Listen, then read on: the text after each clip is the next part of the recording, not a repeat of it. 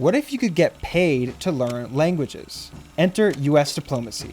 For those who work in the foreign services sector, learning a new language comes with the job. Welcome to Fluent U, and today we're going to look at how diplomats learn languages. Let's say you want to be a diplomat. In order to do that, you'll have to become a foreign services officer. That means getting through the foreign selection process. And trust me, it is not for the faint of heart. You've got to pass all these evaluations, and even then, the results could take as long as 2 years to get delivered. But if you make it that far, you are smooth sailing to begin your first day at the FSI and start getting paid to learn a language. But first, what is the FSI? The FSI is the Foreign Service Institute. Located in Arlington, Virginia, the campus is on 72 sprawling acres. There are also satellite facilities across the US and overseas. They offer 600 languages on campus and 250 online. There are over 200,000 students currently enrolled. If you're lucky enough to join them, here's a glimpse at what your classes could look like. Learning a foreign language becomes your full-time job at the FSI, but the process doesn't look the same for everyone. The language you choose determines how long your classes will take to complete. The FSI has broken up languages into 4 levels of difficulty, with level 1 taking the least time to learn and level 4 taking the most time to learn. Level 1 languages such as French, Norwegian, Spanish, and Romanian take 24 to 30 weeks. These languages tend to be more similar to English, with many cognates. Level 2 languages take 36 weeks. These include grammatically difficult languages like German, and non-Western languages written with the Latin script, like Swahili and Malay.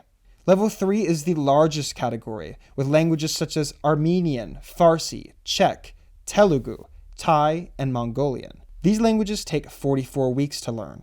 Finally, level 4 languages are considered especially difficult for English speakers, taking 88 weeks to learn. And looking at the languages, it's not hard to see why. Mandarin and Cantonese are tonal languages with many characters. Japanese has 3 writing systems, and Arabic and Korean have completely different writing systems, grammar, and pronunciation from English.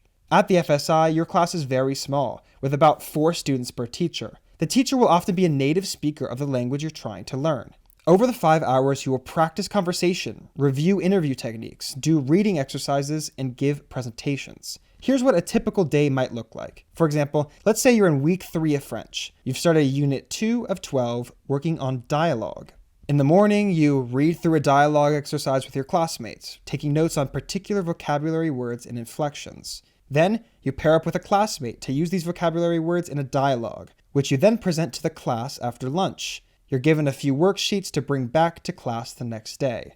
After class, your job is not done. You go to the language laboratory and slip on your headphones. Why? It's time to listen to audio and drill pronunciation. You spend a bit of time recording yourself doing exercises, then you play it back, note all the mistakes, and try again, and again, and again, before heading home for the evening. Soon, you're ready for your biggest hurdle yet, the test.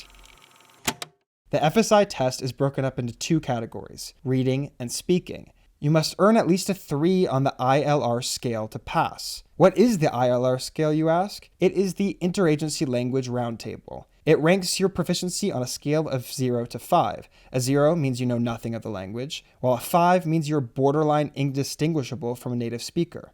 Like I said, you're aiming for a 3, which translates to general professional proficiency. This means you almost always interpret material correctly, only missing incredibly nuanced work or unusually complex structure. The reading section is split into 2 parts. In part 1, you skim passages to figure out the gist of each one. In part 2, you read long passages and answer questions about them. The speaking section is a lot more complex. You are communicating in the foreign language, but the examiner answers back to you in English. On top of that, there are 3 sections: social conversations, work-related conversations, and an interview. In the social section, you talk about yourself, your hometown, your education, or your hobbies. Then you discuss daily life. Finally, you discuss a more complex topic, like a political or social issue. In the work section, you pick one of 7 topics, prepare a presentation about your topic of choice for 5 minutes, then give that presentation. Your examiner will then ask follow-up questions for about 7 minutes. Finally, your tester will interview you, grading you on a bunch of factors like pronunciation and vocabulary.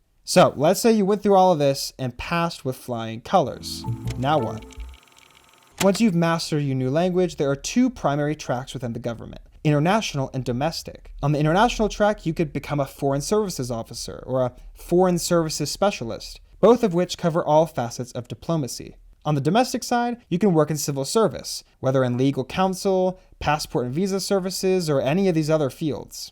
But while you're taking on the world, you can always go back to learn another language. In fact, it's encouraged. In order to advance your career even further in the FSI, you should know at least 2 foreign languages. But you don't have to be a high-ranking diplomat to learn languages. In fact, many singers and actors like Shakira and Tom Hiddleston have become polyglots just by learning on their own. And you can learn all about them in this video that we have on screen about celebrity polyglots. We'll see you over there, and happy language learning.